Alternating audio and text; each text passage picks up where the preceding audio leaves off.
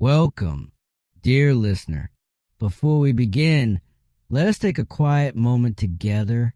You are about to hear one of the most quietly powerful little books ever written. Its author, William George Jordan, was an American editor and essayist who lived at the turn of the 20th century. He edited some of the most respected literary magazines of his era, and he spent his life watching human beings struggle, stumble, rise, and sometimes soar.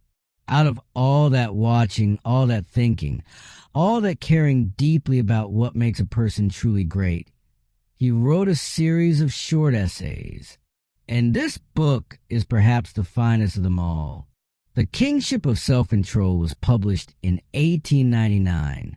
In the more than 100 years since, it has never lost its power, not because it is complicated, not because it is full of grand theories or dense philosophy, but because it is true, simple, clear, honest truth about the human soul and what it is capable of when it dares to govern itself. Jordan believed something that we sometimes forget in the noise and rush of daily life. He believed that every single person who has ever lived carries inside them a king or a slave, not a king of nations, not a ruler of armies, but a king of the self, a sovereign of one's own inner world. And whether we live as kings or slaves, Jordan argued, depends not on circumstances, not on birth, not on luck, but on the daily, quiet, courageous practice of self-control. These essays cover 9 great themes of human experience: the power of self-mastery, the damage done by careless words, the difference between duty and love, the highest form of charity, the slow poison of worry, the liberating beauty of simplicity, the possibility of beginning again, the wisdom of keeping our sorrows to ourselves, and the astonishing, largely untapped reserve of strength that every human being carries within them. Jordan writes the way a wise and gentle friend talks. He does not lecture from a distance. He sits beside you. He has watched the same struggles you have faced. He has seen the same weakness and the same greatness in himself that you have seen in yourself. And he speaks to you honestly, warmly, and with great hope. So settle in now. Let these words wash over you. Let them land where they need to land. This is a book for people who want more from themselves and who believe somewhere deep down that more is possible. This is the Kingship of Self Control. Chapter 1. The Kingship of Self Control. Every human being has 2 creators. The first is God, or whatever name you give to the force that placed you in this world. That creator gave you the raw material of your life, the body, the mind, the soul, the circumstances of your birth, the laws by which the world operates. Your first creator handed you everything you arrived with, but your second creator is you, and that second creator, William George Jordan tells us, has powers so marvelous that most people never come close to realizing them. Because the truth is this: it is not what we were given that defines us. It is what we make of what we were given. We see this clearly enough when we observe how people explain their own lives. When a man fails, he tends to say with a kind of tired resignation that he is simply as God made him, that the cards were against him, that circumstances were too powerful, that fate had other plans. But when that same man succeeds, suddenly he stands a little taller. Suddenly he calls himself a self-made man. He takes the credit, and in doing so, he reveals something he did not mean to reveal, that he always knew the making of a life was in his own hands. Man is not placed in this world as a finished thing. He is placed here as a possibility. Think about what that means. A possibility, not a conclusion, not a fixed outcome. A beginning, an open question, a door that has not yet been walked through. And the greatest enemy standing between that man and the fullness of what he might become is the man himself. In his weakness, man is the creature of circumstances. Things happen to him. The world shapes him. Other people's opinions define him. The weather of daily life blows him this way and that. But in his strength, in his genuine, cultivated, disciplined strength, man becomes a creator of circumstances. He is no longer acted upon. He acts. Whether any individual person becomes a victim or a victor in this life depends, more than we usually want to admit, on that person. And here is the key that Jordan wants to press into our hands from the very first pages of this book. Man is never truly great for what he already is. He is great for what he may yet become, until a person feels the weight and the privilege of that idea, until it becomes real to them, not just a pleasant thought, but a burning conviction. They are simply drifting through their years, going through motions, reacting, surviving, but not truly living. To see your life as you might make it, Jordan says, you must sometimes go up alone into the mountains of spiritual thought, the way Christ went alone into the garden, not to escape the world, but to find the strength to return to it. You must breathe the clear air of your own divine importance as an individual. You must remind yourself, quietly and seriously, that you are not a small thing. You are not an accident. You are not defined by your worst days or your last failure. You are a great human soul with marvelous possibilities. And you need that vision, not just as an occasional comfort, but as a daily working reality. We have heard too much of the idea that man is a worm, too much of the theology of helplessness and inadequacy. Jordan is not dismissing humility. He is not preaching arrogance. He is saying something far more precise and far more useful. He is saying that there's a way to hold yourself in your own mind that either opens doors or closes them. And the man or woman who walks through their days thinking of themselves as small, helpless, defined by their weaknesses, will live small and helpless, while the person who dares to believe in the greatness of their own possibility and then has the discipline to work toward it, that person lives a completely different kind of life. And the doorway between those two lives is self-control, not the cold, grim, joyless self-control of the person who denies themselves every pleasure and lives in a permanent state of inner warfare, not the self-control of fear or punishment, but the self-control of a king, the quiet, confident, daily mastery of one's own inner world. Jordan makes a distinction here that is worth sitting with for a moment. He says self-control is one of the great qualities that sets human beings apart from every other living creature. We are the only animal capable of moral struggle and a moral conquest. A lion does not choose kindness over hunger. A wolf does not pause to consider whether it is being fair. But a human being can. We can feel the pull of our worst impulses and choose not to follow them. We can feel the drag of laziness and choose to rise above it. We can feel the heat of anger and choose to respond with patience instead. That capacity is extraordinary, and most of us use only a fraction of it. Every step forward in the progress of the world, Jordan observes, has been a new form of control. For ages, human beings looked at lightning with pure terror. They did not understand it. It ruled them, and then, slowly, painstakingly, brilliantly, they began to understand it, to study it, to name it, to master it. Today, electricity powers the world. What was once a source of helpless terror became a servant. And that transformation happened because of one thing: the human determination to understand and control what seemed uncontrollable. The greatest of all such transformations is not electrical. It is not scientific. It is personal. The greatest control any human being can achieve is self-control. And here's the moment in Jordan's writing where everything becomes vivid and real. He says, "At each moment of a man's life, he is either a king or a slave, either a king or a slave.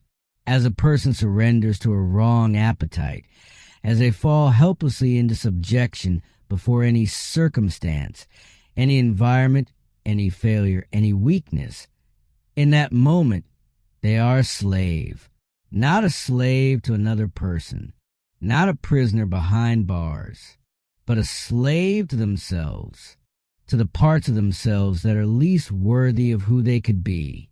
But as a person, day by day, crushes out weakness, masters the opposing forces within them, and day by day recreates a new self from the mistakes and failures of the past, that person is a king, ruling not over other people, ruling with wisdom over themselves." Jordan calls up one of history's most striking examples to make this point unforgettable: Alexander the Great. Alexander conquered the entire known world. He marched his armies across continents. He bent nations to his will. Emperor of the earth in every practical sense of the word. And yet, Alexander never conquered himself.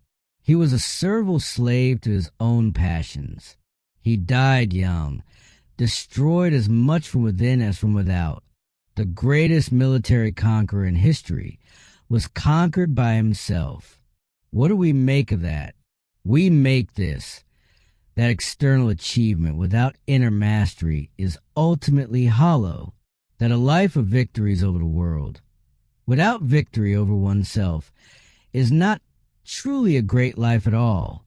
We also make this: that we do not need to conquer the world to be great. We need only to conquer ourselves. And that conquest is available to every single human being alive, regardless of station, circumstance, or history. We often fall into the trap of envying other people. We see their success, their peace, their confidence, their achievement, and we wish we had what they have. Sometimes that envy is vague, a dreamy, passing wish that things were different. Sometimes it grows sharper and more bitter. We begin to resent the way good things seem to be distributed. We feel the unfairness of it all. And then, exhausted by resentment, we collapse back into a hopeless acceptance of whatever hand we have been dealt. But Jordan says something that cuts right through all of that. He says we should not envy the success of others. We should emulate the process by which that success was achieved. Do you see the shift that creates? It moves you from passive, helpless longing to active, empowered inquiry. Instead of staring at what someone else has and feeling the pain of not having it, you ask, what did they do to get there? What qualities did they develop? What habits did they build? What did they give up? What did they persist through? And then the most liberating question of all, could I do that? Jordan gives a beautiful example. He mentions Sando, the famous strongman of the era, known for his extraordinary physical development. People looked at Sando and saw a specimen of almost superhuman physical power. What many did not know was that as a baby and child, Sando was so weak that there was little hope he would survive. The body they admired was not given to him. It was built painstakingly, persistently, through years of daily effort. Or consider the Apostle Paul, whose spiritual strength and moral courage transformed the ancient world. We may admire Paul without remembering that he began as Saul of Tarsus, a man who persecuted the very movement he would one day lead. a man who had to be completely broken open before he could be remade. The greatness was not given. It was forged. We close our eyes to these thousands of examples of people who began from places of weakness or poverty or failure far greater than our own, and yet built extraordinary lives. We close our eyes because if we really saw them, we would have to admit that our excuses are thin, that the real reason we are not more than we are is not circumstances, but choices. And that is a harder truth to live with, but a more hopeful one, because if the obstacle is in our choices, the solution is in our choices too. Any man or woman may attain self-control, Jordan insists, if they only will, but they must not expect to gain it instantly. There is no sudden transformation, no single dramatic moment when weakness falls away and strength appears fully formed.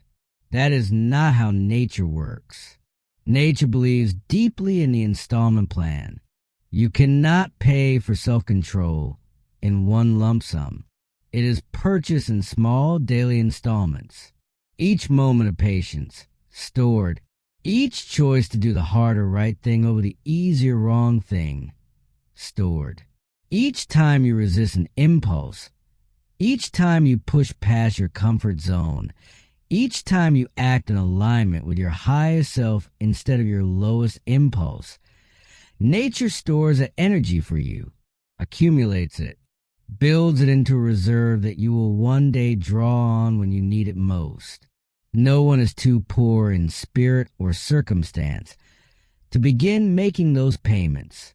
The humblest, simplest effort in the right direction is accepted and saved by nature.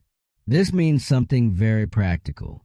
Self-control can be developed in exactly the same way you tone a weak muscle, by small exercises, day after day.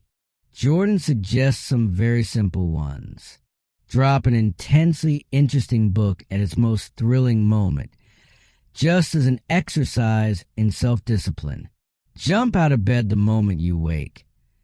Instead of lying there negotiating with yourself, walk home when you are perfectly capable of it. Even when you would prefer to ride, have a genuine, kind conversation with someone you find disagreeable. These are not grand heroic acts. They are small, quiet victories, but each one is a payment into your account of self-mastery, and they add up. The great matters of self-control are won in the small ones. The person who cannot govern themselves in little things will not suddenly discover the power to govern themselves in great ones. And so the invitation is this: study yourself. Be honest enough to look clearly at your own weak points, not with cruelty or excessive self-criticism, but with the clear, unsentimental eye of a person who wants to improve. What is the characteristic that most frequently keeps you from your fullest success? Is it selfishness, vanity, cowardice, morbidness, a quick temper, laziness, worry, a mind that wanders constantly, a lack of clear purpose? Whatever form your particular human weakness takes, that is where your exercises must begin, and then live each day as if your entire existence had been telescoped down to that single day, not with regret for the past, not with anxious worry for the future, just this day. Live it as if it were your only day, the only day left to assert all that is best in you, the only day left to conquer all that is worst. Master the weak element within you at each slight manifestation, moment to moment. Each moment must be a victory for it. Or for you, will you be king or will you be slave? The answer rests entirely with you. Chapter 2. The Crimes of the Tongue. Of all the instruments of destruction available to human beings, William George Jordan makes a startling and uncomfortable claim right from the start of this chapter. The most deadly instrument is not the most obvious one. The dynamite gun, he says, is the second most deadly instrument of destruction. The first is the human tongue. Let that land for a moment. The human tongue. The soft, ordinary, unremarkable instrument that every one of us carries with us every waking hour of our lives. The thing we use to greet our friends and say goodnight to our children and order our morning coffee. That thing, the most destructive force Jordan can name, and his reasoning, when you follow it carefully, is impossible to argue with. A gun kills bodies, but the tongue kills reputations. The gun acts once and then is silent, but a cruel word, a piece of gossip, a lie told with a smile, a piece of slander whispered in a quiet moment. Each of those things travels. Each one finds its way into other ears and other minds and other mouths. Each gun works alone, but each loaded tongue has 100 accomplices. The destruction done by a gunshot is visible immediately. You can see it. You can measure it. You can name the moment it happened.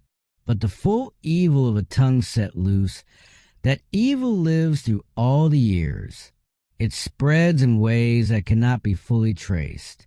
Even the eye of the Almighty, Jordan says with poetic intensity, might grow tired in trying to follow it to its final end. What are the crimes of the tongue? Jordan names them plainly. Words of unkindness, words of anger, malice, envy, bitterness, harsh criticism, gossip, lying, scandal. We tend to think of thieves and murderers as the truly dangerous members of society, and in a narrow sense, they are dangerous. But Jordan invites us to do something that most of us resist. He asks us to weigh the aggregate harm, to place on one side of the scale all the sorrow caused in a given year by theft and murder, and on the other side, all the grief, the tears, the suffering caused by the crimes of respectability, the sharp comment at a dinner party, the rumor passed from neighbor to neighbor, the assumption about a person's motives, the slow, stealthy destruction of a reputation by people who would be genuinely offended if you called them criminals. Place those two piles on the scale and watch what happens. The crimes of respectability outweigh the crimes of the criminal by a margin that would shock us if we let ourselves see it clearly. Most of us will never be the direct victim of a thief or murderer, but from the careless tongue of a friend or the cruel tongue of an enemy. Who among us is truly safe? No human being can live a life so pure, so fair, so good, as to be completely beyond the reach of malice, or immune from the poison of envy. Jordan paints a picture of the sneaky, insidious quality of these attacks. The insinuations, the half-lies, the pointed little slurs by which jealous mediocrity seeks to ruin its superiors. He compares them to insect parasites that kill the heart of a mighty oak. So small are the separate wounds, so subtle the method, so cowardly the shooting of the poisoned thorns that one is never quite on guard against them. It is easier, Jordan says, to dodge an elephant than a microbe. He observes that in London, during his era, an anti-scandal league had been formed, with members pledging to fight the prevalent custom of talking scandal and to reckon honestly with its terrible and unending consequences. But scandal is only one of the crimes of the tongue. Every person who breathes a word of scandal is an active investor in a society built on moral contagion, and nature punishes them instantly, even if they do not know it. Their mental eyes grow dim to sweetness and purity. Their minds become deadened to the sunlight and warmth of genuine charity. A strange and ingenious perversion of vision develops in them, by which every act of every other person is explained from the lowest possible motive. They become like certain flies that pass over acres of rose gardens to feast on putrid meat. They have developed a keen nose for what is foul and lost all sense of what is beautiful. Think of what that costs a person, not just morally, practically, to move through the world interpreting everyone else through the lens of suspicion and cynicism, to explain every act of generosity as self-promotion, to see every noble gesture as a disguised scheme. That is an exhausting and joyless way to live. It is a self-inflicted prison built entirely from the habit of a vicious tongue. And the damage is not only to the gossip themselves. Jordan becomes tender and heartbroken when he lists what this kind of speech costs his victims. There are pillows wet by sobs. There are noble hearts broken in silence, from which no cry of protest ever comes. There are gentle, sensitive natures seared and permanently warped. There are old friendships that quietly, without any dramatic rupture, simply come apart. Two people who once walked together in warmth and trust, now walking separate roads, with hope dead and the memory of what they had become nothing but a source of pain. There are cruel misunderstandings that make all of life look dark. Misunderstandings that could have been untangled with 5 minutes of honest conversation, but that instead are hardened by gossip and insinuation until they are impossible to dissolve. These are not rare or exceptional outcomes. This is a common texture of human life. When tongues are not governed, a man might live with perfect honesty and purity. He might battle bravely for everything he holds most dear. He might be so secure in the rightness of his own life that he never thinks for a moment to worry about what others might be saying.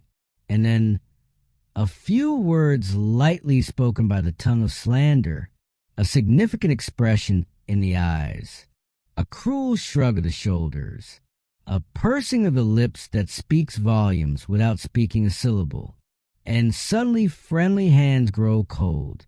The accustomed smile is displaced by a sneer, and that man stands alone and bewildered with a strange, dazed feeling. Try to understand what invisible thing has altered everything. Jordan lays a portion of the blame on the sensational press of his day. Each newspaper, he says, is not one tongue but 1,000 tongues or 1,000,000, all telling the same story to as many pairs of listening ears. The newspapers of his era collected the sin and disgrace and folly of all humanity and displayed it, exaggerated and embellished, to the world. They developed in their readers a cheap, shrewd power distortion, a habit of seeing the worst in everything. We might observe that this tendency Jordan identified has not diminished in the years since he wrote those words. If anything, the machinery for it has grown more powerful and more pervasive. The impulse he was diagnosing is not merely a newspaper problem. It is a human problem that the newspaper made worse. As some might say, certain other technologies have made worse in our own time. The result he describes is a peculiar and corrosive cynicism. To the vile tongue of gossip and slander, Jordan says, virtue is ever deemed but a mask. Noble ideals are but pretense. Generosity is a bribe. There is no good act that the habitual gossip cannot explain away. The person who gives a charity is doing it for attention. The person who gives anonymously is doing it for the mystery of it and will make sure the world finds out later. The person who does not give at all is simply stingy as expected. You cannot win. Every possibility leads to the same verdict of guilt. This is not wisdom. It is not discernment. It is a closed loop of suspicion that takes no new evidence and admits no other conclusion. Jordan turns to literature to find the perfect image of this kind of character. He chooses Iago from Shakespeare's Othello, and it is a perfect choice. Iago is envious of promotion he did not receive.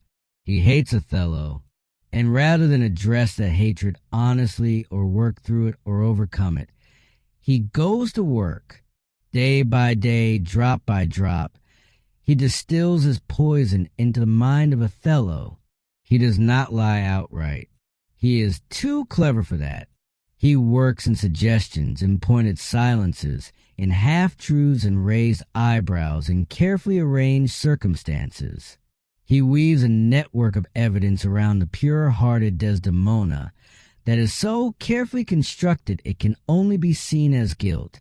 And then he sits back and watches as Othello, driven mad by manufactured suspicion, destroys what he loves most with his own hands. Iago murdered Desdemona vicariously with someone else's hands, keeping his own perfectly clean. And Jordan's point, delivered with quiet fury, is this: Iago is not a creature of fiction.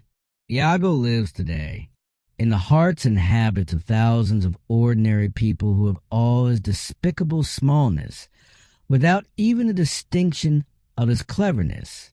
They drop their lying words of malice and envy day after day. They are patient in their meanness, and too often they succeed. How do we justify listening to these modern Iagos? Usually by telling ourselves the reasonable sounding thing. Where there is so much smoke, there must be some fire. But Jordan cuts through that too. Yes, he says, there may be fire, but the fire may be only the fire of malice, the incendiary firing of a person's reputation, set by the lighted torch of someone's envy, thrown into the innocent facts of a life lived better than their own. So what is a corrective? The corrective is simply this: govern your tongue. Govern it first by governing your thoughts about others, because the tongue reports what the mind has already concluded, and the mind that has been trained to look for the worst will always find it, whether it is truly there or not. There is something more to be said here, something that Jordan implies, but that we should let ourselves feel. The habit of kind speech is not mere politeness. It is not social nicety. It is a fundamental act of justice. It is the recognition that every human being whose reputation we hold in our mouths is a person of immeasurable complexity, a person with a history we do not know, a person fighting battles we cannot see, a person carrying weight that never shows on the outside. They deserve better than to be reduced to a sentence at a dinner table. They deserve at least the decency of our silence when we cannot speak well of them. And we deserve the inner freedom that comes from not being in the business of destruction, from not carrying other people's worst moments around in our mouths and offering them as entertainment. The tongue is powerful beyond any other instrument we carry. It can build or destroy, heal or wound, honor or ruin. The question Jordan leaves ringing in the air at the end of this chapter is one we might ask ourselves every morning and every evening. What have I done with mine today? Chapter 3. The red tape of duty. Duty is perhaps the most overpraised word in the entire vocabulary of life. This is a provocative opening move William George Jordan makes in this chapter, and it is worth pausing on, because we are accustomed to hearing duty praised. We are accustomed to being told that our duty is our highest obligation, our most reliable guide, our greatest virtue. And yet Jordan says, not so fast. Duty, he tells us, is a cold, bare anatomy of righteousness. An anatomy is not a living thing. It is the structure beneath life, the bones without the flesh and blood and warmth. Duty looks at life as a debt to be paid, Love looks at life as a gift to be shared. Duty is forever paying what it owes. Love is always discovering new abundance to give. Duty is forced, like a pump that must be worked from the outside. Love is spontaneous, like a fountain that springs from within. Duty is prescribed and formal. It runs on moral rails, following the designated track. It is good enough as a beginning, but it is a poor place to stop.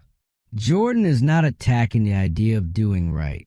He is not saying that obligations do not matter, or that commitments can be ignored, or that we should be governed only by feeling and mood. He is making a subtler and more important point. He is saying that the mechanical performance of external obligations, without the interior life of love that makes those obligations real and meaningful, is a hollow thing, and sometimes a dangerous one. He illustrates this with a series of examples that are striking in their variety and their force. He begins with a famous schoolroom poem about the boy who stood on the burning deck. This boy, from the poem Casabianca, has been held up for generations as a model of faithfulness to duty. He stood at his post while his ship burned around him, waiting for orders from his father, who was already dead, unable to give him leave to go. The boy died because he would not abandon his post without permission.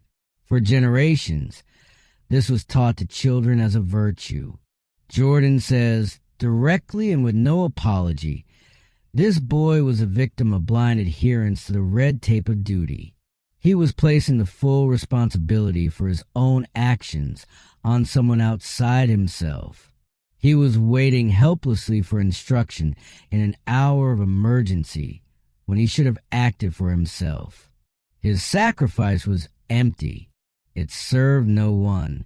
It did no good to his father, to himself, to the ship, or to the nation. It was, in Jordan's unsparing phrase, a useless throwing away of a human life.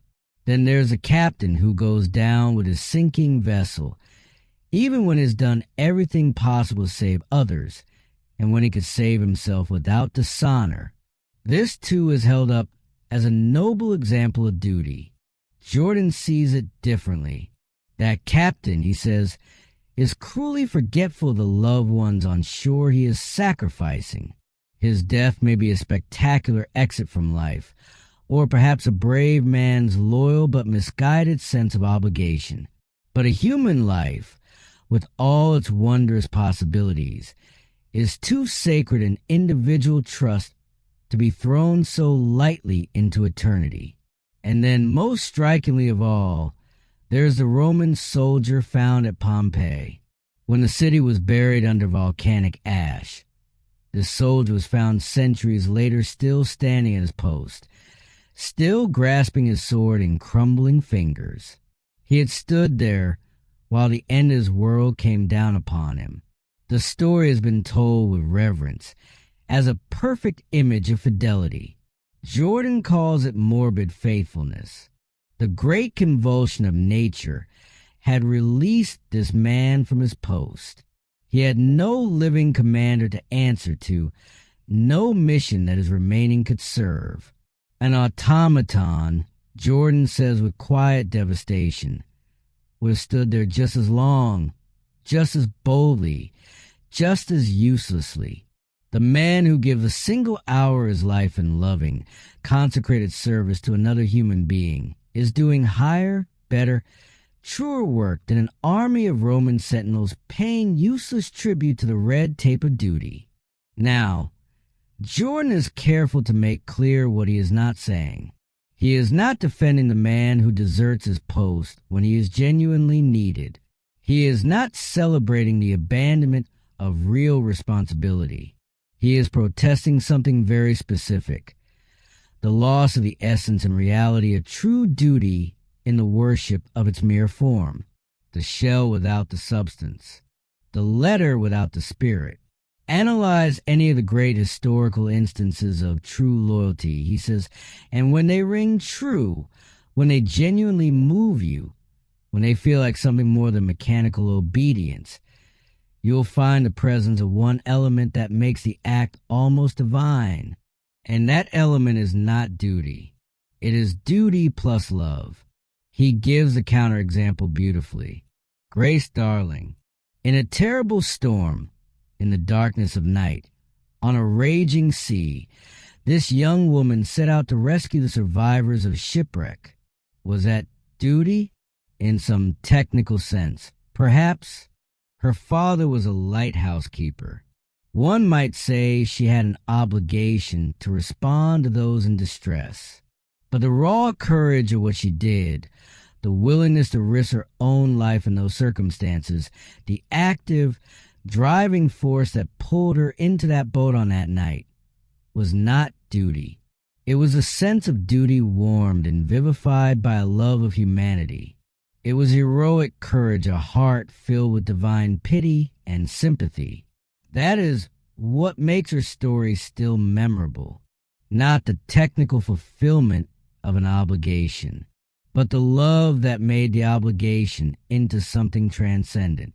Duty alone, Jordan says plainly, is a poor motive for inspiring humanity. It is a hard, mechanical process for making people do things that love would make easy. It is love's understudy, not its equal. Love, in the divine alchemy of life, transmutes all duties into privileges. All responsibilities become joys. The weight of obligation lifts when love is the source. Consider the workman who drops his tools at the exact stroke of noon, as suddenly as if he had been struck by lightning. He is doing his duty. Nothing more, nothing less. He has arrived. He has worked his hours. He has fulfilled his obligation. But he has made no great success of his life. No man or woman has ever built anything truly worth building by doing merely their duty. The great successes of life, the lives that genuinely touched and changed the world, were built by people who did their duty and then went further, much further. The more came not from grinding themselves into exhaustion. It came from love. And if there is love in the work, the more comes easily. Jordan draws the contrast of the nurse and the mother. The nurse may watch faithfully at the bedside of a sick child as a matter of duty. She is competent. She is present. She does what she has been trained and paid to do. But to the mother at that same bedside, the word duty is almost a desecration. The golden mantle of love thrown over every act makes the mechanical language of obligation sound jarring and wrong. For the mother, there is no question of duty. There is only the child, the illness, the night, and every ounce of love she has to give. And then Jordan turns his eye on something very close to home for many people. The parent who says, in defense of the child who has gone wrong, "I always did my duty by him." What a hollow phrase that is. Jordan says, too often, doing duty by a child means providing food, clothing, shelter, and education. These are not negligible things. But a public institution would provide them too. What the child needed most, what no institution could supply and no mechanical fulfillment of parental obligation could provide, is love, deep, consistent, unconditional love. The atmosphere of sweet sympathy, counsel, and trust. A parent who is an unfailing refuge, a constant resource, an inspiration, not a larder, not a hotel, not a wardrobe. The empty boast of mere parental duty is one of the great dangers of modern society. And it was, Jordan suggests, the real reason that too many children turn out wrong despite their parents' technical fulfillment of every formal obligation.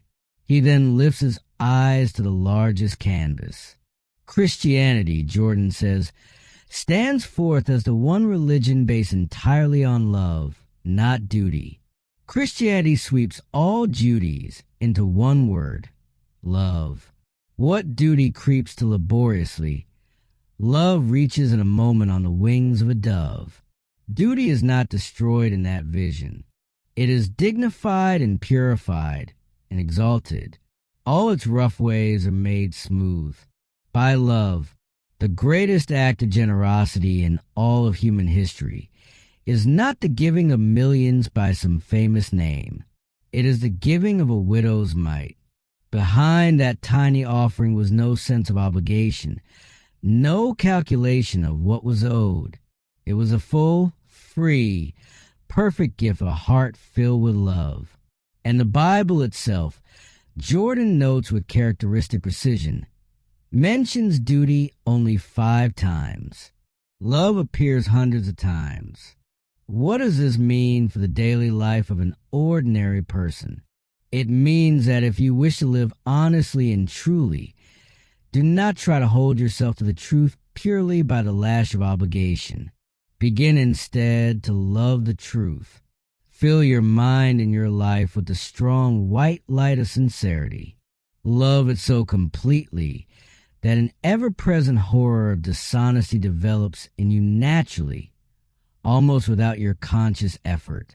If you wish to do good in the world, do not manufacture a sense of duty toward people you have trained yourself to see as obligations.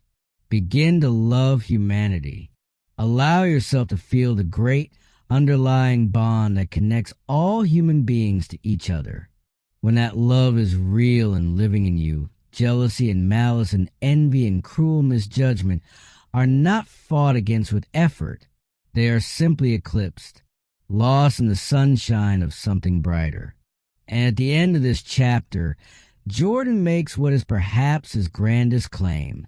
The greatest triumph of his century, he says, is not any of the marvelous inventions, not the spread of education, not the conquest of distant continents, not the wondrous increase in material wealth. The greatest triumph of the age is the sweet atmosphere of peace that has been spreading over the nations, the growing closeness of the peoples of the earth. Peace is but the breath, the perfume, the life of love. And love is the wondrous angel of life that rolls away all the stones of sorrow and suffering from the pathway of duty. Chapter 4. The Supreme Charity of the World. True charity, William George Jordan begins, is not typified by an alms box. This is a quiet revolution. In the first sentence of the chapter, we have grown accustomed to thinking of charity as a financial act, as a donation made to a cause, as food given to the hungry, or money pressed into the hand of the poor. And Jordan does not diminish those things. He calls them the beginning, the kindergarten class of real charity. They are good and necessary, but they are elementary. They are not the fullness of what charity can be and do.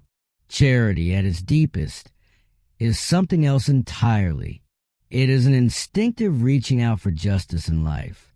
It seeks to smooth the rough places of living, to bridge the chasms of human sin and folly, to feed the heart hungry, not just the body hungry, to give strength to the struggling, to be tender with human weakness. And greatest of all, it means obeying the command that is among the most difficult in all of human moral life. Judge not. Jordan offers a striking image for the highest form of charity. He sees it as a pair of scales held on high, suspended from the hand of justice, perfectly, tremblingly poised. And here's the key. They are never at rest. They never stop. They dare not stop for a moment to pronounce a final judgment, because each second adds its grain of evidence to one side or the other of the balance. The scales are always moving. New information is always arriving. New context is always becoming available. The full picture is never, ever complete.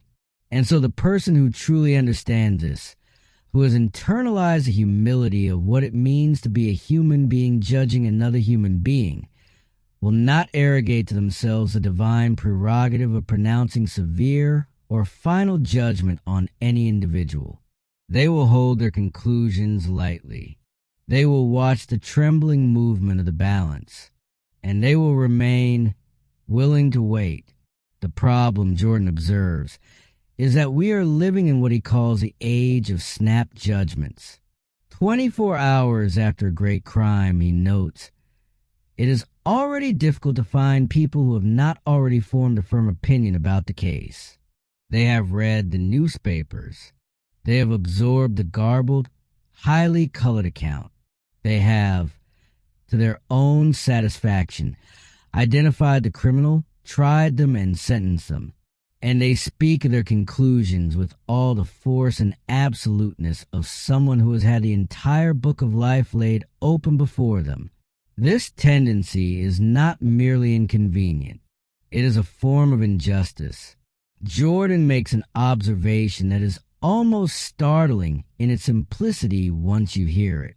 He says, in life, we recognize the right of every criminal to have a fair, open trial. We have built elaborate systems to protect that right. We consider it fundamental. And yet, we condemn the dear friends around us, unheard on mere circumstantial evidence. People we have known for years. People we have shared meals with and trusted with our secrets.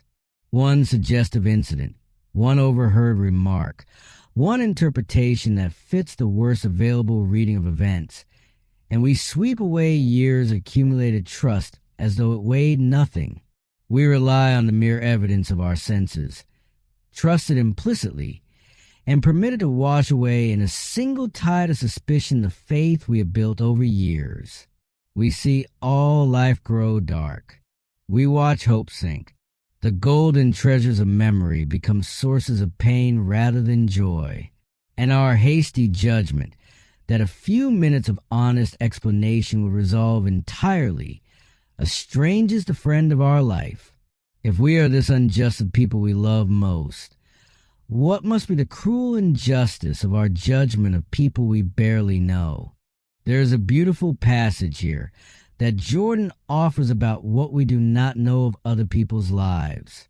He says, we know nothing of the trials, sorrows, and temptations of those around us.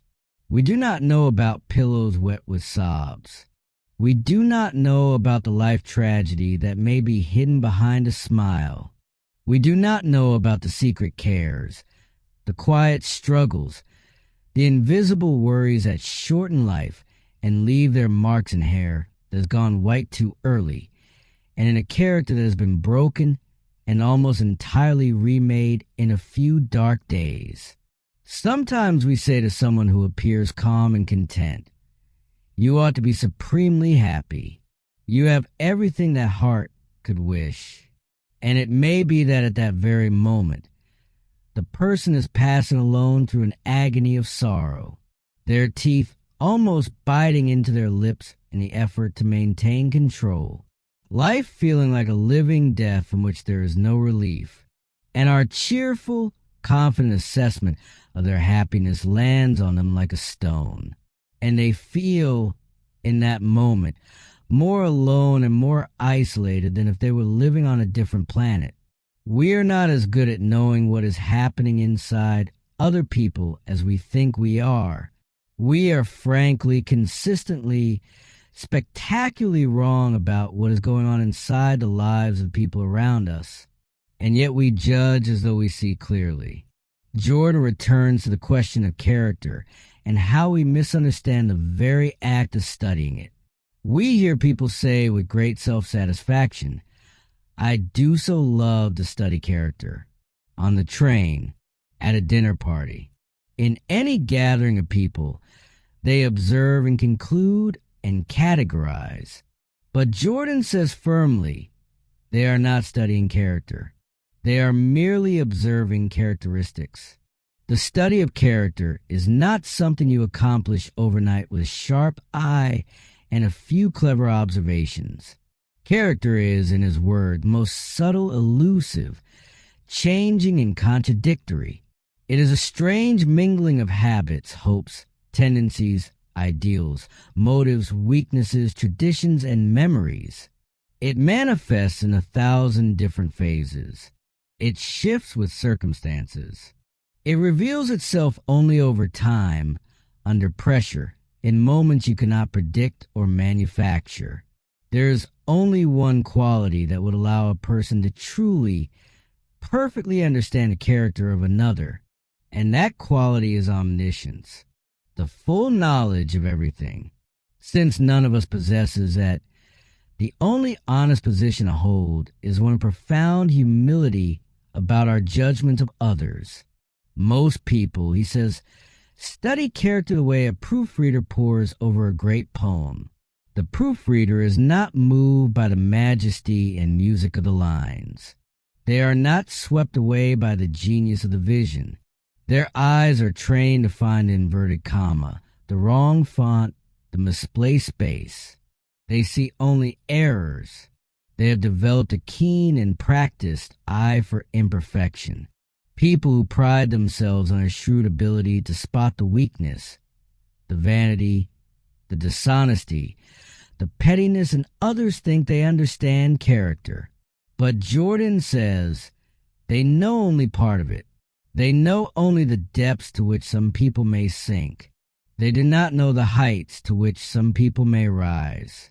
An optimist, he observes with gentle humor, is a man who has successfully associated with humanity for some time without becoming a cynic.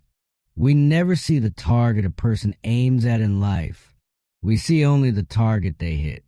And from that result, we construct an elaborate story about their motives and their character. A story that is, in almost every case, far simpler and more damning than the complicated truth.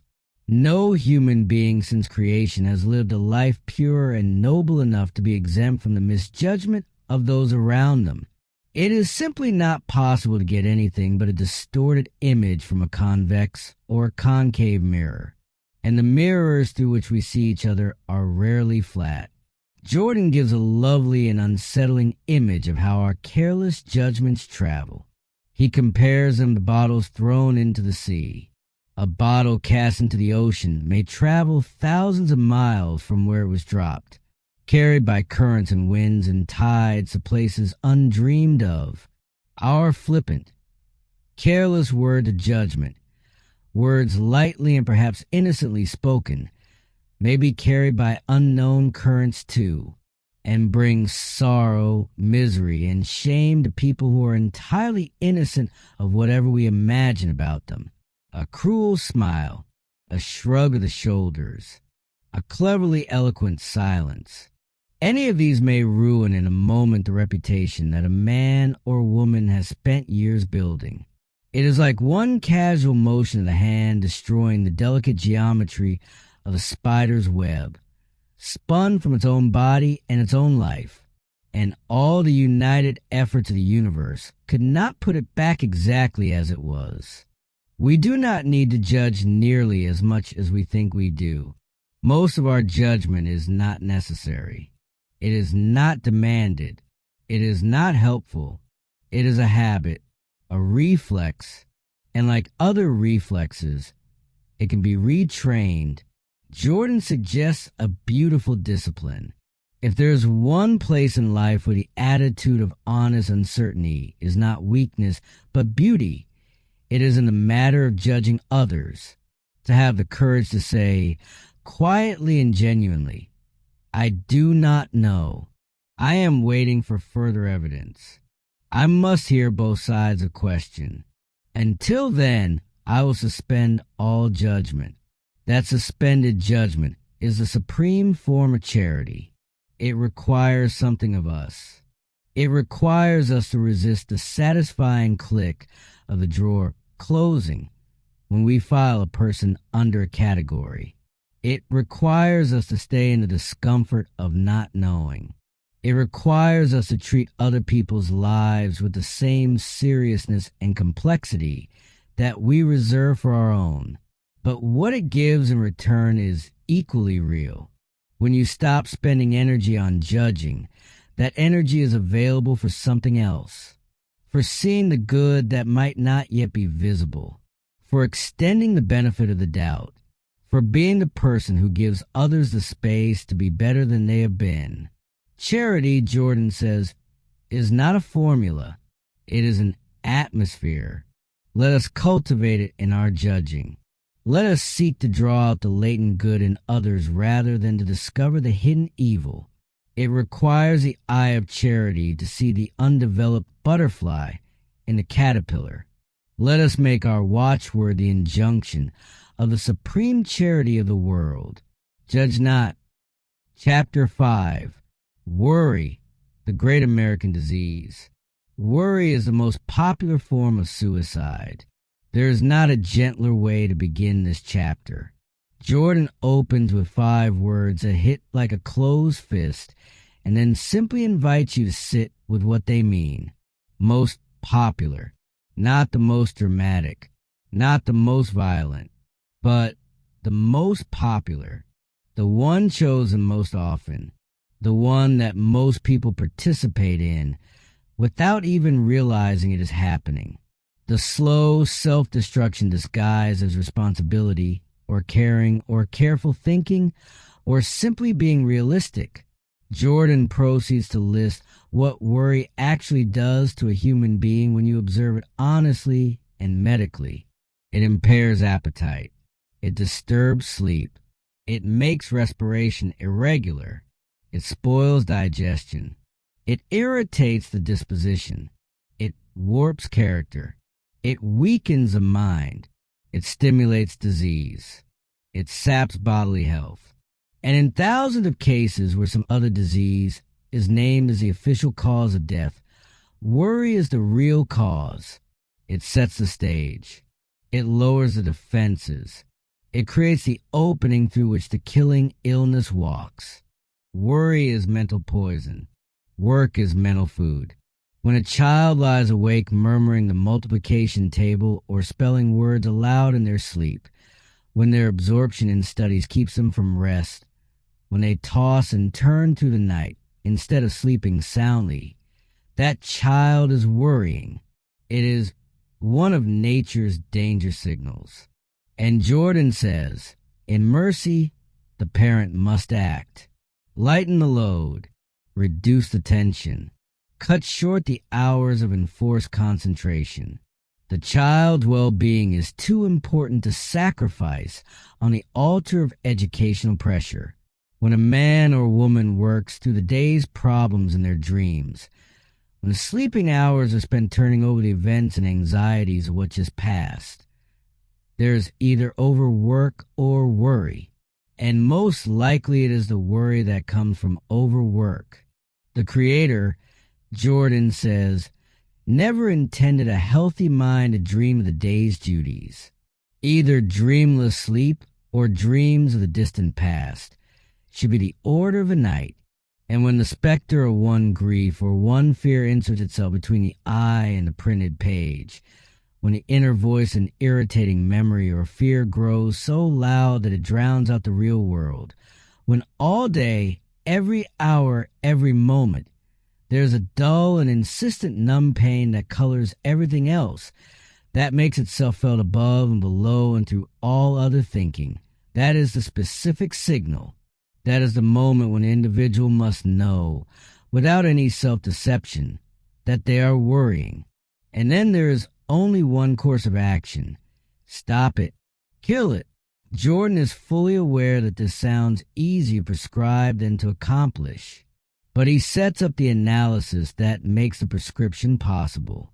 He begins with a careful and illuminating distinction. Worry must not be confused with anxiety. In their etymology, they overlap. Both words rooted in the idea of choking or strangling, referring to the throttling effect on individual activity. But in practice, anxiety and worry are very different things. Anxiety faces large issues of life seriously, calmly, with dignity. Anxiety always suggests hopeful possibility. It is active. It is engaged. It looks at a difficult situation and begins devising ways to address it, to prepare for it, to meet whatever comes with the best available response. Anxiety is grief that has its feet on the ground. Worry is something else entirely. Worry is not one large individual sorrow. It is a colony of petty, vague, insignificant, restless little imps of fear. None of them is large enough to demand serious attention. But in their combination, their constancy, their endless repetition, they become overwhelming. They gather like gnats and swarm into a cloud that blocks out the sun. Jordan also makes space for genuine grief. When death comes, when the one we love has passed from us, and the silence and the loneliness and the emptiness of all things make us stare dry-eyed into the future, that is not a petty worry to be efficiently eliminated. That is the awful majesty of sorrow. It deserves its full weight. It asks for real mourning, not management. It may, in time, become a mysterious working of providence, a rebaptism and a regeneration. But it is not the same thing as the daily, grinding, exhausting habit of petty worry that Jordan is addressing here. It is the worry habit he protests, the constant magnifying of small sorrows to eclipse the sun of happiness, the turning of molehills into mountains so steadily and automatically that the person doing it barely notices they are doing it. To cure worry, Jordan says, the individual must be their own physician, and they must give the case heroic treatment. They must realize, with every fiber of their being, the utter, absolute uselessness of worry. This sounds like a simple thing to understand. We all know worry doesn't help. We have all told ourselves and been told by others that worrying is pointless, and yet the habit persists. Because knowing something intellectually and actually experiencing it as a real and living conviction are two very different things. Jordan is calling for the second kind of knowing, the kind that changes behavior, the kind that does not merely acknowledge the futility of worry in the abstract, but feels it bone deep in the actual moments when the impulse to worry rises up. He offers an image that is deceptively simple and genuinely useful. If you set down a column of figures in addition, no amount of worry can change the sum total of those figures. The result is locked in the mathematics. The only way to change a result is to change the figures themselves, one by one, as they are entered. Worrying about the answer does nothing. Acting on the individual inputs does everything. So apply that to life. You are facing a situation that frightens you. You worry about what will happen. But the worrying does not alter what will happen. It only consumes the energy you need to address it. If you can do something about the situation, do it. If you cannot, then you need full mental clarity to meet whatever comes bravely, to find the salvage in whatever wreckage there is, to plan what comes next. And worry specifically destroys that mental clarity. It paralyzes thought. It undermines action. It is the enemy of the very response that difficult circumstances require. Jordan lays out the logic with unmistakable clarity. There are only two possibilities in any situation you might worry about. Either you can prevent the thing you fear, or you cannot. If you cannot prevent it, you need perfect mental concentration to meet it bravely when it comes, to lighten its force, to get whatever good you can from the wreckage, to plan a new future from the rubble. Worry, at that moment, is the worst possible use of your limited mental resources. If you can prevent it, then you have no need to worry at all, because what you need is action, and worry actively dissipates the very energy you need for that action. Either way, worry is not merely useless. It is actively harmful in the moment it is most likely to appear. If a person does, day by day, the best they can with the light they have, There's no need to fear, no need for regret, no need to worry. No agony of worry could add a single improvement to their best effort. Neither mortal nor angel can do more than their best. And then Jordan offers something beautiful as encouragement. He asks us to look back honestly at our own past lives, to notice where our cities of greatest happiness and fullest success were built. And he suggests that in the marvelous working of events, those cities were built along the rivers of our deepest sorrows, our most humiliating failures, that our present happiness or success, in too many cases, to dismiss as coincidence, would have been impossible if not for some terrible affliction or loss in the past, some devastating thing that broke us open and forced us to become something we would never have become otherwise. If that is true of our past, it may also be true of our present trials. The worries we are carrying today may be, in ways we cannot yet see, the rivers along which some future happiness is being built. This is not a reason to deny the difficulty. It is a reason to carry it differently, with curiosity instead of dread, with openness instead of resistance, with the kind of long view that Jordan is urging throughout this entire book. Curing the worry habit is not easy, he acknowledges. It is not accomplished with 2 or 3 applications of any quick remedy. It requires clear, simple, honest common sense applied steadily to the business of daily life. Man has no right, Jordan says with characteristic firmness, to waste his own energies and weaken his own influence, because he has inalienable duties to himself, to his family, to society, and to the world. Worry is not just a personal problem. It is a social one. The person eaten up by worry is less effective, less kind, less present, less useful to every other person in their life. They owe it not just to themselves, but to everyone around them to fight this particular battle. And that fight begins with one clear decision. I will not permit worry to be the king of my interior life. I will face my challenges with clarity and action. I will do my best with what I have. I will not dissipate in anxiety the exact energy I need to respond to what life brings. That is the beginning of the cure. And like all cures, it must be applied again tomorrow, and the day after that, and the day after that. Chapter 6. The Greatness of Simplicity. Simplicity, William George Jordan tells us, is the elimination of the non-essential in all things. It reduces life to its minimum of real needs, and by doing so, it raises life to its maximum of powers. When you stop spending yourself on what does not matter, you discover how much you have for what does. Simplicity means the survival not of the fittest in the cold, competitive sense, but of the best, the truest, the most enduring in morals. It works like a careful and patient gardener who kills the weeds of vice and weakness not out of cruelty, but because the flowers of virtue and genuine strength need room to grow, and they cannot grow if they're being crowded out by lesser things. Simplicity cuts off waste and intensifies concentration. It converts flickering torches into searchlights. All great truths are simple. This is not a comforting banality.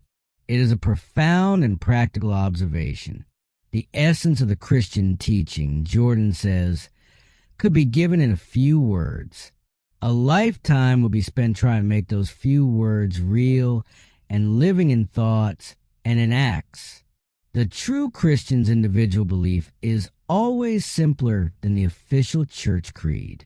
And it is on those vital foundation elements that a genuine life is built, not on elaborate theological architecture built around them.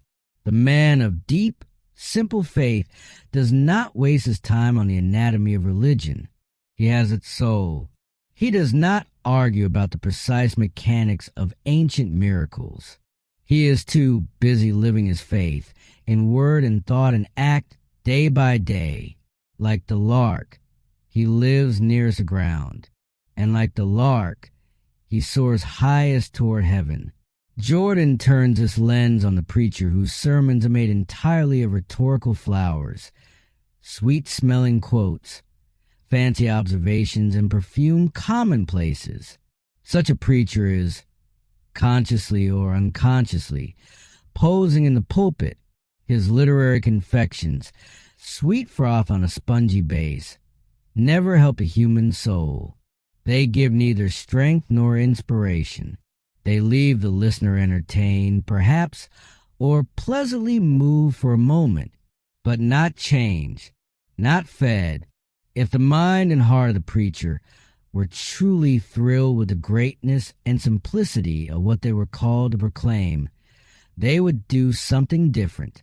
Week by week, they would apply the ringing truths of their faith to the vital problems of daily living. And the test of a strong, simple sermon is not the praise it receives on Sunday morning. It is the bettered lives of the people who heard it during the week that follows. People who pray on their knees on Sunday and pray on their neighbors on Monday. Jordan says with a wit that lands like a quiet thunderclap, need simplicity in their faith. No character can be simple unless it is based on truth, unless it is lived in harmony with one's own conscience and deeply held ideals. Simplicity is the pure white light of a life lived from within.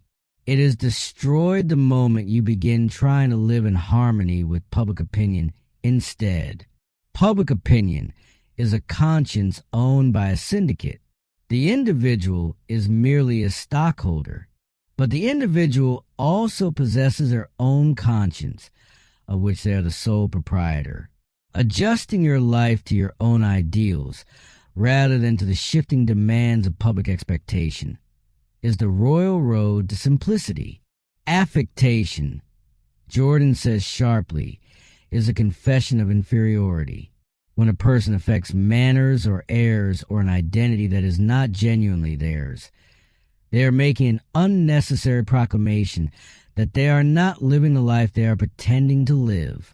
Simplicity is a restful contempt for the non-essentials of life, and it is the restless hunger for the non-essentials that is the secret of most of the discontentment in the world.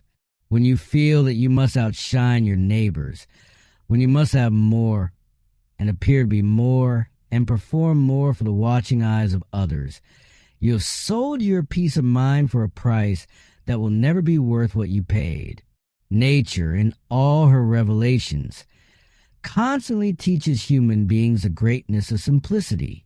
Health, Jordan observes, is the living of a physical life in harmony with a few simple, clearly defined laws. Simple food, simple exercise, simple precautions work wonders. We already know most of these laws. We know them and ignore them. We grow tired of simple things. We yield to the subtle temptations of excess in eating and drinking. We listen to our palate instead of to nature, and we suffer for it. Then we are forced back, humbled, to the simple disciplines we scorned, sitting like chastened children at our own bounteous table. There is a tonic strength, Jordan says, in the hour of sorrow and affliction, when we escape from the world and society and return to the simple duties and interests we have slighted and forgotten.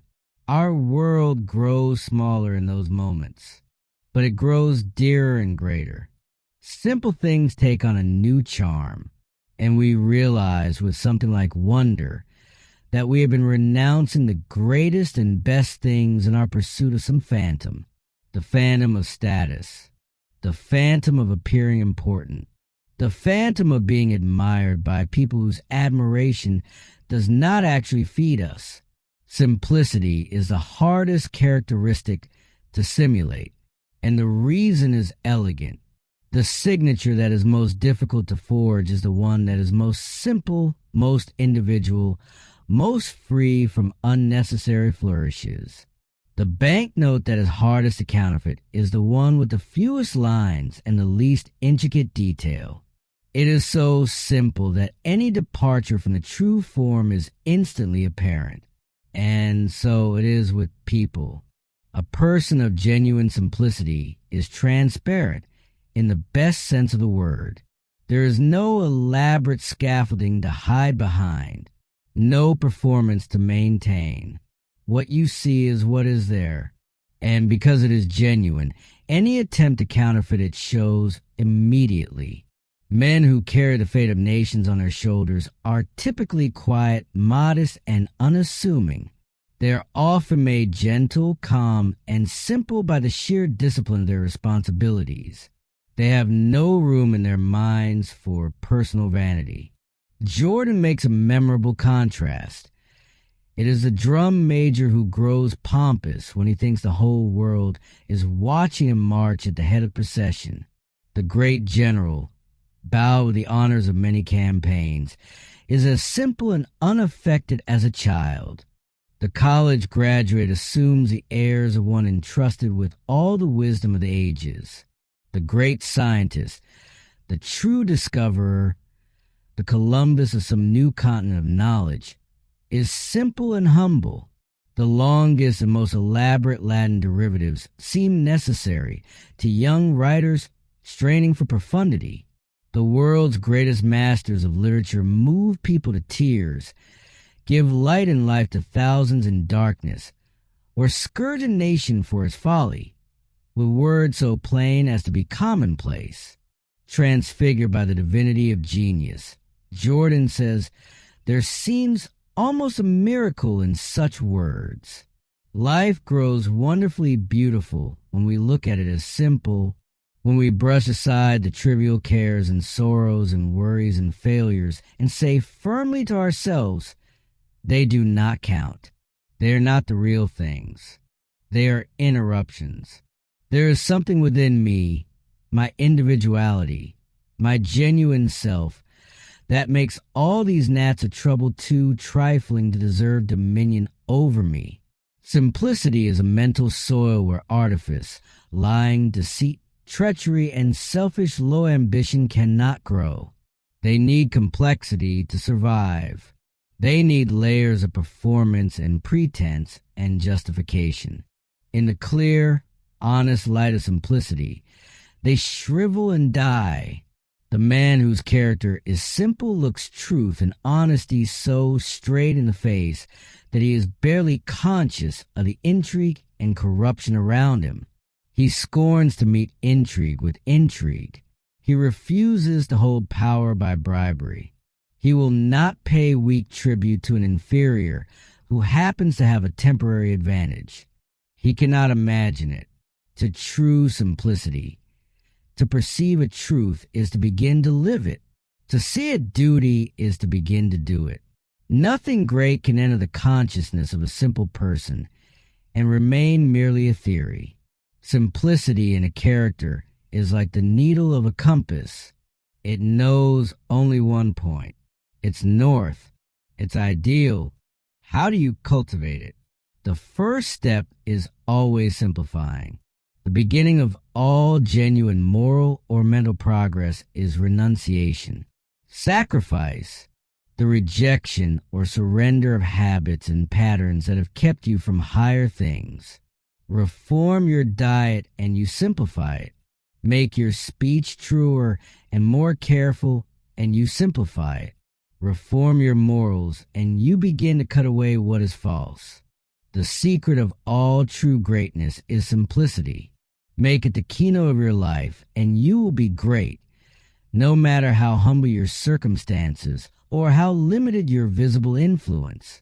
Simple habits, simple manners, simple needs, simple words, simple faiths.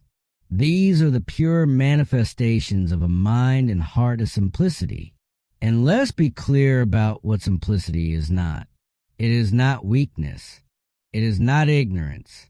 It is not the philosophy of the limited person who cannot grasp complexity.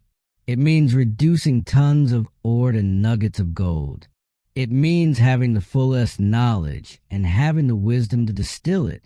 It means that the person of simplicity has lived beyond what others are blindly striving to achieve. They have seen the folly and the emptiness of those things that absorb so many other lives.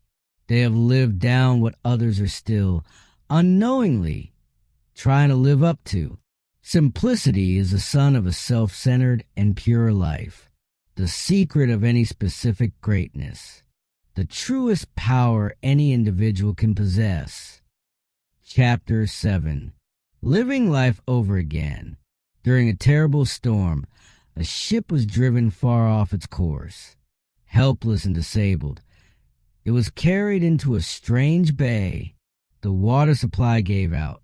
The crew suffered the agony of thirst, and yet they dared not drink of what they believed to be salt water surrounding them. Finally, in their last extremity, they lowered a bucket over the ship's side and in desperation drank. And to their astonishment and joy, the water was fresh, cool, life-giving. They had been floating in a freshwater arm of the sea and had not known it. All they had to do was reach down and accept the new life that had been there all along. This story is a perfect image for what Jordan wants to say in this chapter, because many of us are like that crew, heart-weary with the sorrow and sin and failure of the past, feeling that we could live a better life if only we had another chance, if only we could start over with our present knowledge, if only we could go back.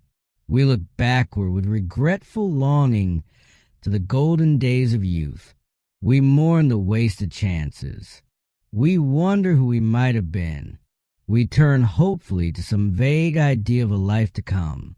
And we stand helpless between those two ends of life, thirsting for the chance to live differently, not realizing, like the storm-driven sailors, that the new life is all around us, that we have only to reach out and take it.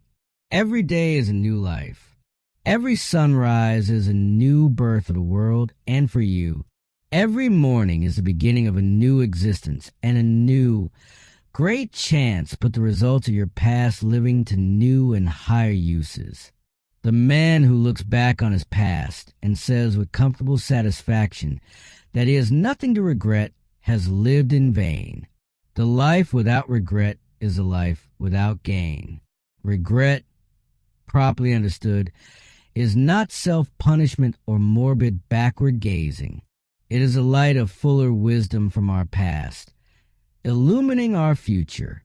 It means we are wiser today than we were yesterday. And that new wisdom carries with it new responsibility, new privileges, and a new chance for a better life. But regret must not remain merely regret. That is where it becomes useless and even harmful. Regret must become the revelation of new possibilities and the inspiration and source of strength to realize them. Even omnipotence could not change the past, but each person, to a degree far beyond their knowing, holds their future in their own hands. If a man is sincere in his longing to live life over again, he will get more help from his failures.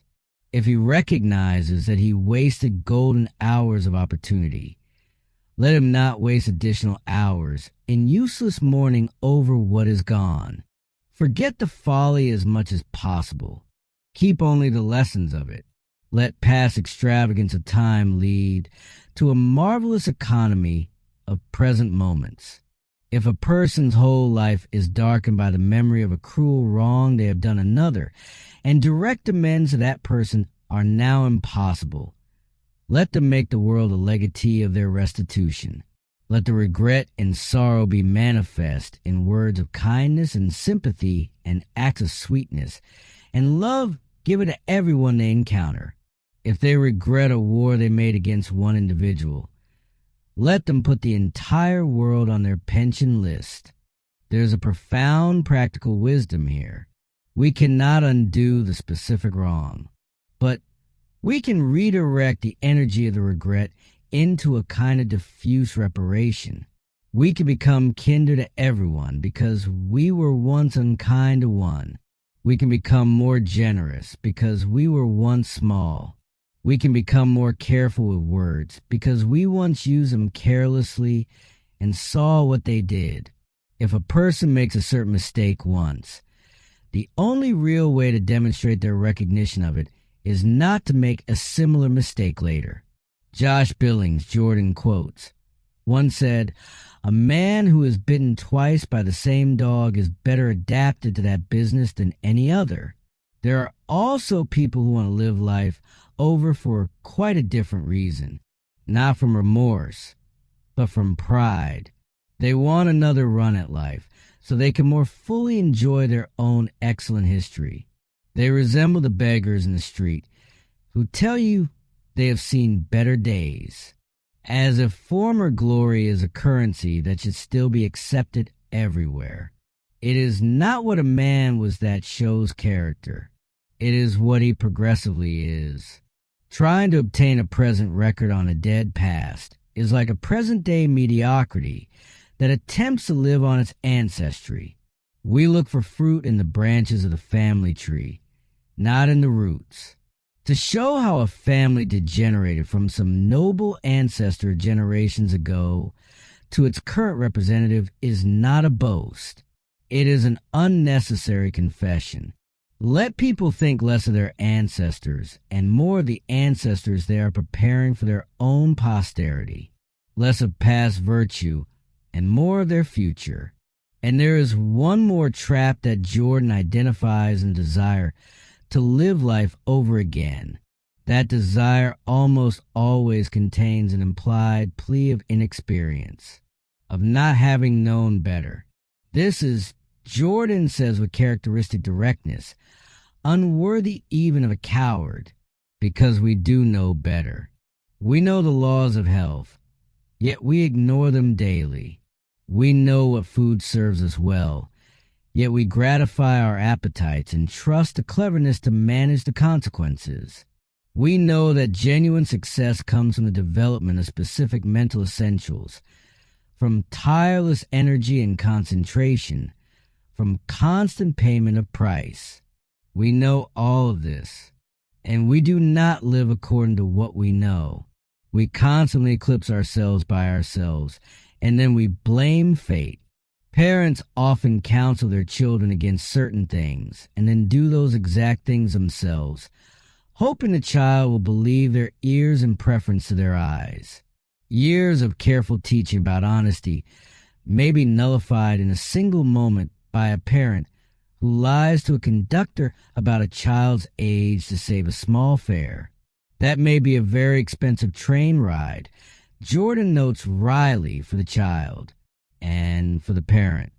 The only real plea for living life over again that holds any water is that the person is gained in wisdom and in experience. And if that is genuinely true, they can act on it now, today, not in some hypothetical second run at everything. Right now, leave to the past, to the aggregated thousands of yesterdays, all their mistakes, sin, sorrow, misery, and folly. Start fresh. Close the books of the old life. Strike a balance. Credit yourself with all the wisdom gained from past failure and weakness. Charge yourself with the new duties and responsibilities that come with that new capital of wisdom. Criticize others less and yourself more. And set out bravely in the new life that has been available to you all along. What the world needs, Jordan says, is more day-to-day living, starting each morning with fresh, clear ideals for that day, seeking to live each hour and each moment of that day as if it were all time and all eternity. This contains no element of disregard for the future. It is more like the sea captain who heads his vessel toward the destination, and every day keeps it steaming in that direction. The daily living is in harmony with the larger destination, but the focus is on what is immediately in front of you. This view kills morbid regret of the past and morbid worry about the future. Most people want large, guaranteed portions of life. They are not satisfied with manna given fresh every morning. They want the grain elevators fully stocked. But the daily freshness of living is the actual gift, and most of us keep missing it because we are too busy grieving what was or dreading what might be. Life is worth living if it is lived in a way that is worth living. Man does not own his life to do with as he will. He has merely a life interest in it. He must eventually surrender it with an accounting. At each new year, it is common to make resolutions. But in the true life of the individual, each day is the beginning of a new year, if only you will make it so. A mere date on the calendar of eternity is no more a divider of time than a particular grain of sand divides a desert. Let us not make heroic resolutions so far beyond our strength that they become dead memories within a week. But let us promise ourselves that each day will be the new beginning of a newer, better, and truer life for ourselves, for those around us, and for the world. Chapter 8. Syndicating Our Sorrows. The most selfish man in the world, William George Jordan says, is the one who is most unselfish with his sorrows. This paradox arrives like a gentle provocation. Let's sit for a moment. The most selfish person is the one who is most unselfish with their sorrows, because that person does not leave a single misery of his untold. He does not leave a single suffering unsuffered by you. He gives you all of them. The world becomes to him a syndicate formed to take stock in his private cares, worries, and trials. Jordan says, with the dry wit that occasionally surfaces in his writing, his mistake is in forming a syndicate. He should have organized a trust and controlled it all himself. Then he could keep everyone from getting any of his misery. This chapter is not without compassion. Jordan knows that life is genuinely hard. He knows that sorrows come that are real and heavy and not easily carried alone.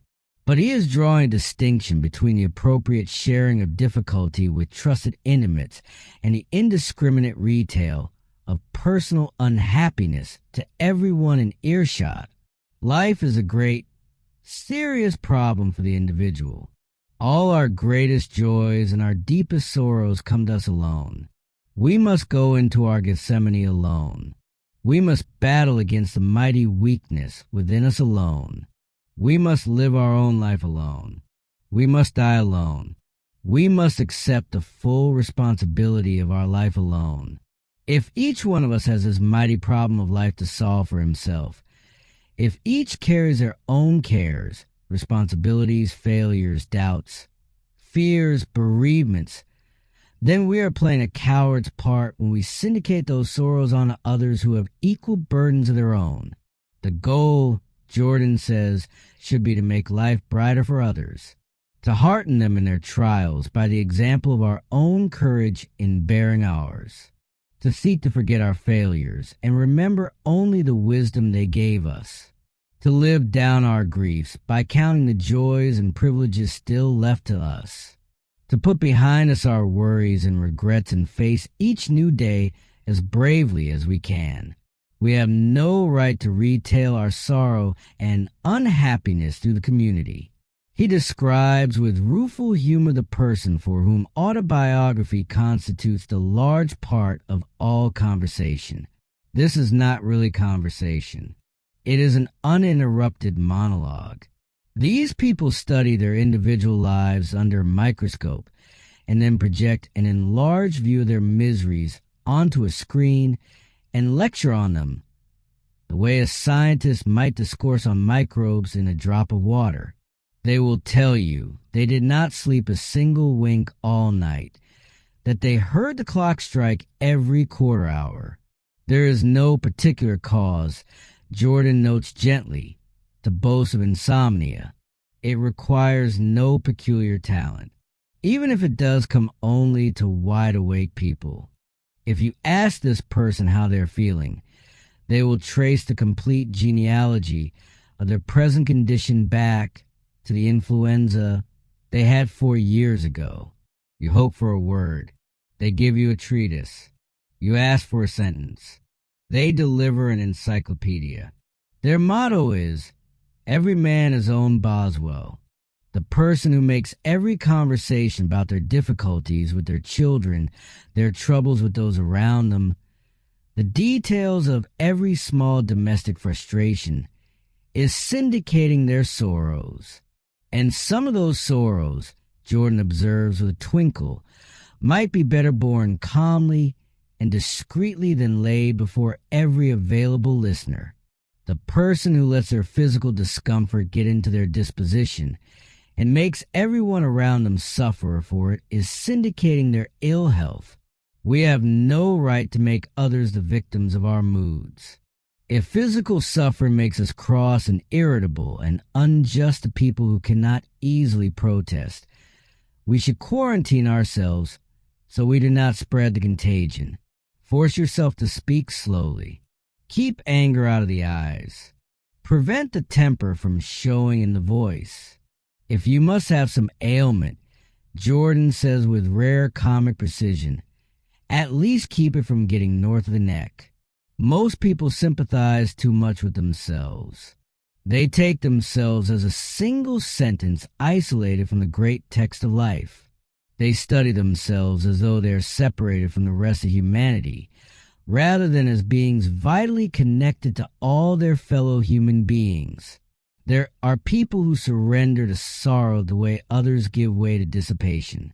There is a vain pride of sorrow as well as a vain pride of beauty. Most individuals have a strange glow of self-satisfaction in looking back on their past and feeling that few others have suffered trials as extreme as theirs. Jordan treats the deepest form of grief with great tenderness. When death comes into the little circle of loved ones who make up our world, all life becomes dark. We seem to have no reason for existing, no object, no incentive, no hope. The love that made struggle bearable is gone. We stare dry-eyed into the future and see no future at all. Life has become a past with no extension into what comes next. Just memory without hope, and then, in the divine mystery of nature's processes, under the tender and soothing touch of time, as days melt into weeks, we begin to open our eyes gently to the world around us again. The noise and tumult of life jars less and less upon us. We have become emotionally convalescent, and here Jordan observes something exquisitely human. As we begin to return to life, we often feel a new and subtle pain, a feeling almost like guilt, as if returning to the world of the living is a betrayal of the one who is gone, as if healing is disloyalty, as if allowing the wounds to begin to hurt less means that we loved less truly. Nature, Jordan says with great gentleness, turns aside our protesting hands and says to us, there is no disloyalty in permitting the wounds to lessen their pain, to heal gradually, if time foreordains that they can heal. There are some natures, all absorbed in a mighty love, in whom no real healing is possible. But these, Jordan acknowledges, are rare souls in life. Even in the midst of our deepest grief, we have no right to syndicate our sorrow. We have no right to cast a gloom over happy natures with the weight of our mourning. We have no right to parade our personal grief before others in their happiest moments. And then Jordan reaches toward the most profound form of this syndrome. If life has not gone well, if fortune has left you disconsolate, if love has grown cold and you sit alone by the embers, if life has become to you a valley of desolation through which weary limbs must drag an unwilling body until the end shall come, do not radiate that atmosphere to those around you. Do not take strangers to the catacombs of your life and show them the bones of your dead past. Do not pass your cup of sorrow to others. If you must drink it as Socrates drank his poison hemlock, grandly, heroically, and uncomplainingly. And the deepest form of syndicating sorrows is the distribution of spiritual despair. If your experience of life has led you to doubt the existence of honor in humanity or virtue or the worth of faith in anything at all, if you have absorbed the poison philosophy of the world's pessimists and committed the folly of believing it, do not syndicate it. Do not spread it. If your fellow human being is clinging to one frail spar of hope, the last remnant of a noble and shipwrecked faith in something larger than themselves, let them keep it. Do not loosen their fingers from their hope and tell them it is a delusion. How do you know? Who told you it was so? There may be one person in the world to whom you can show, with the fullness of absolute confidence and perfect faith, any thought, any hope, any sorrow. But those things cannot be trusted to the world. Do not show the world through your blue beard chamber. Keep your trials and sorrows as close to yourself as you can until you have mastered them. Don't weaken others by syndicating your miseries. The strongest and most generous thing you can do with your own pain is to carry it with dignity, to use it to deepen your compassion, and to keep from adding the weight of it to the already heavy burdens of the people around you. Chapter 9. The Revelations of Reserved Power. Every individual is a marvel of unknown and unrealized possibilities. 9/10 of an iceberg is always below water, and 9/10 of the possibilities of good and of evil in any individual are always hidden from others and from themselves. William George Jordan builds his final chapter around a principle he calls reserve power, and it is, perhaps, the most hopeful idea in the entire book. He begins with a gentle correction to an old prayer. Burns, the Scottish poet, once prayed for the ability to see ourselves as others see us. Jordan says that prayer was weak. It could only minister to vanity. It would show us what others think we are, not what we actually are. We should pray instead, Jordan says, to see ourselves as we truly are, with all our undiscovered potential, all our unrealized strength, all the vast, unmapped territory of our own interior. But here is the thing. If we could actually see that clearly, we could not bear it. No man could face the radiant revelation of the latent powers and forces within him, underlying the narrow and weak life he is actually living. He would fall blinded and prostrate, as Moses fell before the burning bush, not from shame, from the sheer, overwhelming brightness of what is there. Man is not a mechanical music box wound up by the Creator and set to play a fixed number of prescribed tunes. He is a human harp with infinite possibilities of unawakened music. Think about what that image means. Not a machine, a harp, capable of infinite variation. But the music depends on whether the strings are played, whether the right conditions exist, whether the instrument is given what it needs to sound. Reserve power is nature's method of meeting emergencies. Nature is wise and economical. She does not give more than is absolutely necessary for life and development under any given condition. But when new needs arise, new needs that the existing situation cannot meet, nature always rises to them, always finds within her reserve power what is needed. Jordan illustrates this across the whole arc of natural life. Animals placed in the permanent darkness of a cave gradually lose their sense of sight. It weakens and dims, but their senses of smell, touch, and hearing sharpen to degrees they would never achieve in normal conditions. Nature compensates. Nature never simply takes something away without giving something else in its place. The Arctic animals that live in regions free from snow during summer grow white coats when winter comes. The desert animals were the colors of sand and rock. In tropical forests, the birds carry the greens of dense foliage. The colors shift as conditions shift from generation to generation. Nature, by her reserve power, always meets the new needs of animals with new strength, new harmony, with new conditions. Then Jordan tells a story that is both charming and striking.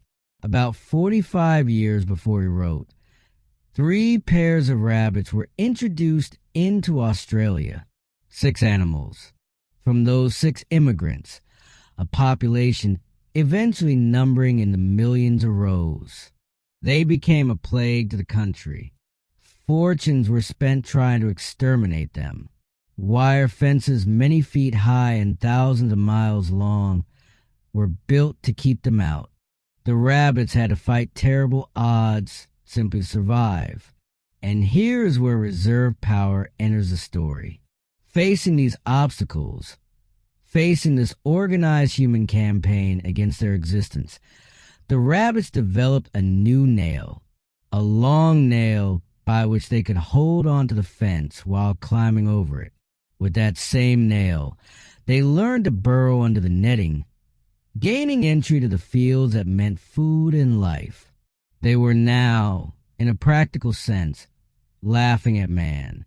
Reserve power had vitalized for these creatures latent possibilities that would never have appeared in easier circumstances.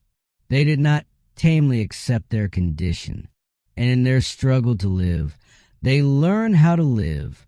In plant life, reserve power operates constantly.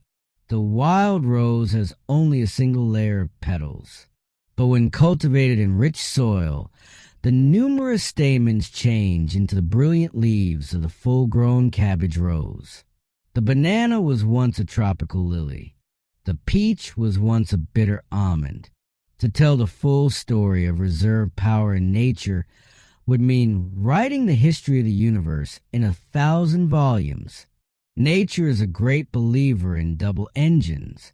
Man is equipped with almost every organ in duplicate: eyes, ears, lungs, arms, and legs, so that if one is weakened, its counterpart, the reserve power, is stimulated to do enough for both. Even where the organ itself is not duplicated, there is a division of parts that provides constant reserve. Nature, for still further protection, has for every part of the body an understudy in training ready for a crisis, as the sense of touch stands ready for the blind. In the most startling physical moments, reserve power shows itself unmistakably. Birds, when frightened, ruffle their feathers. A dog shakes its coat after being in water, so that each hair stands out on its own. The hedgehog projects every quill when startled.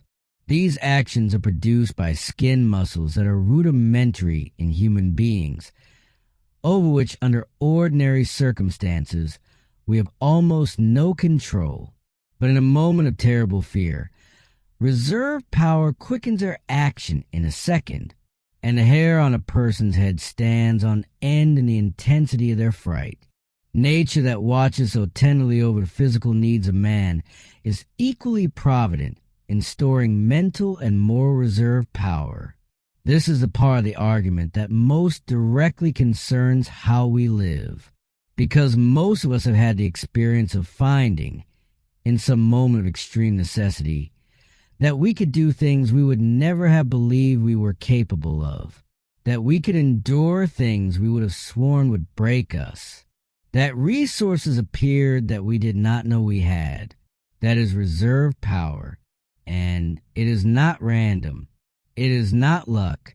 It is a systematic principle of nature, applied as reliably to the interior life as to the physical one. Man may fail in a dozen different lines of activity, and then succeed brilliantly in a phase in which he was entirely unconscious of any ability. This happens more often than we record or celebrate.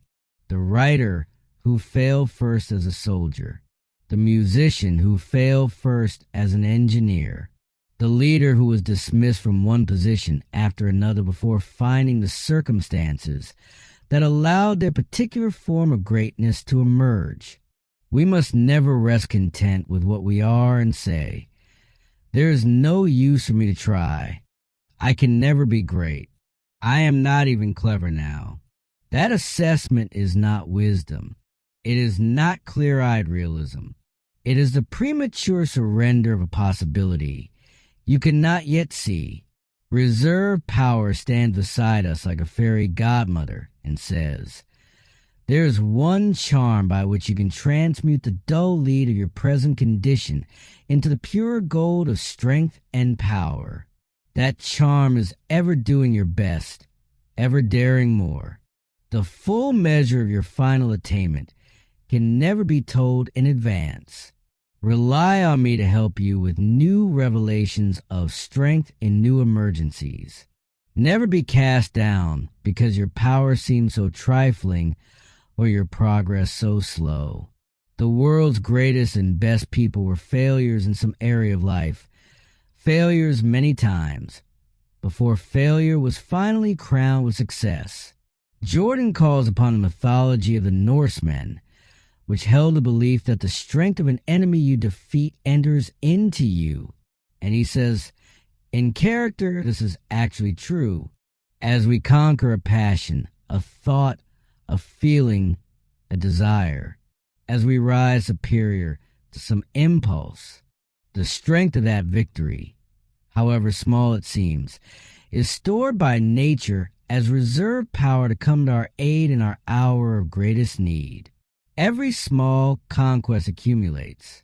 Every moment of self-discipline is not only a victory in itself, but a deposit into the account of inner strength. This is why the exercises in self-control Jordan recommended at the beginning of this book are so important, not just for their immediate effect, but for what they are building over time, a reserve, a resource, a fund of strength to be drawn on when the tests are greatest. Jordan closes with the most tender and honest passage in the entire book. If we were placed before almost any individual the full chart of their future, all the trials, sorrows, failures, afflictions, losses, sickness, and loneliness that lie ahead, and asked them, "Can you bear all that?" they would say with complete conviction, "No, I cannot bear all that and live." But they can, and they do. The hopes upon the realization of which they have staked all their future turn to air as they approach them. Friends they have trusted betray them. The world grows cold. The child whose smile is the light of life dishonors the family name. Death takes the person most loved. And through all of it, reserve power has been watching, giving, even while they sleep, the new strength needed for each new demand. If we are conscious of particular weakness and genuinely desire to conquer it, we can force ourselves into positions where we must act against that weakness, cut off our retreat, burn the bridges behind us, and fight until the victory is ours. Not because we were strong when we began, but because the struggle called out of us a strength we did not know we possessed.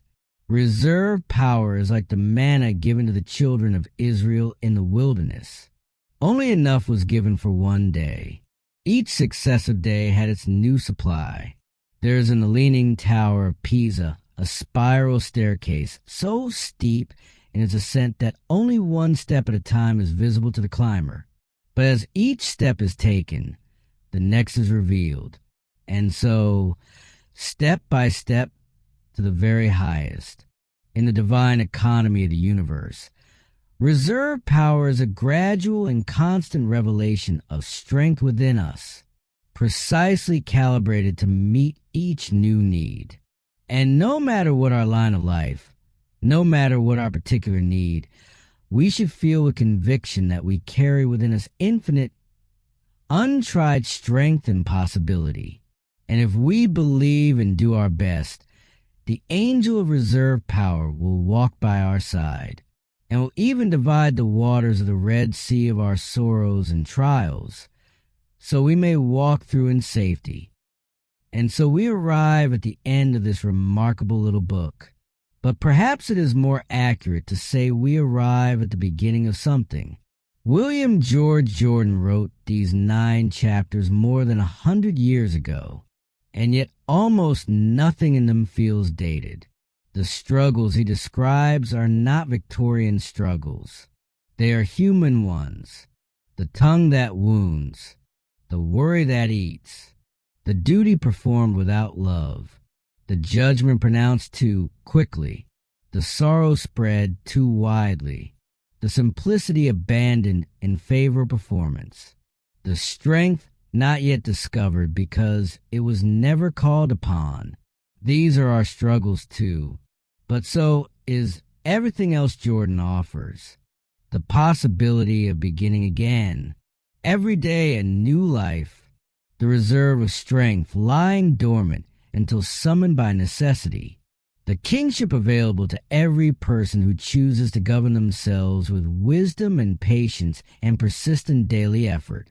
Not once, not in one grand gesture, but in small, steady, accumulating exercises of self-mastery that nature stores up faithfully and returns to us when we need them most.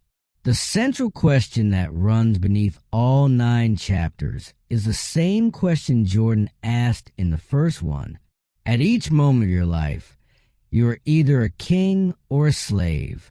Either you are governing yourself with wisdom and intention, or you are being governed by your impulses, your fears, your old habits, your lowest nature.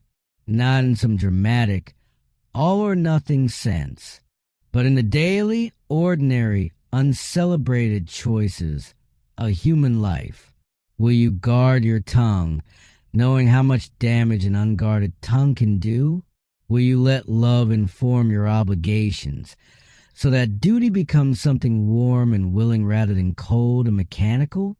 Will you extend to others a charity of a judgment withheld, knowing that you see only a fraction of their story? Will you confront worry as the practical uselessness it is, and replace it with clear thought and purposeful action? Will you strip away the non-essentials that clutter your life, and recover the simplicity that makes real greatness possible? Will you stop grieving for the life you did not live, and begin living the new one that is available to you every morning? Will you carry your sorrows with dignity, and keep them from becoming a burden that you transfer others who have burdens enough of their own?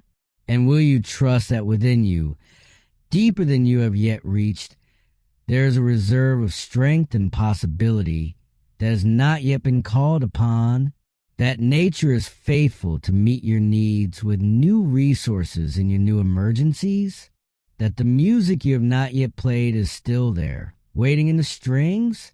These are not questions with easy answers, but they are questions worth living with, questions worth returning to daily in the quiet moments before the world asks everything of you again. William George Jordan believed in you, not in a sentimental way, not in the way of someone who simply wants you to feel good, but in the way of someone who has looked honestly at human nature, at its genuine weakness and its genuine greatness, and concluded that the greatness is real, that the possibility is real, that the kingship is available. It costs something. It always costs something. It is bought in small daily installments, one quiet victory at a time, one exercise of self-mastery at a time, one moment of patient wisdom at a time. But nature stores every payment, and the fun grows. Go out into your day. Govern your tongue. Love your duties. Judge gently. Refuse worry. Simplify. Begin again. Keep your sorrows with grace. And trust the depths you have not yet plumbed. If this audiobook has been of value to you, share it with someone who might need it.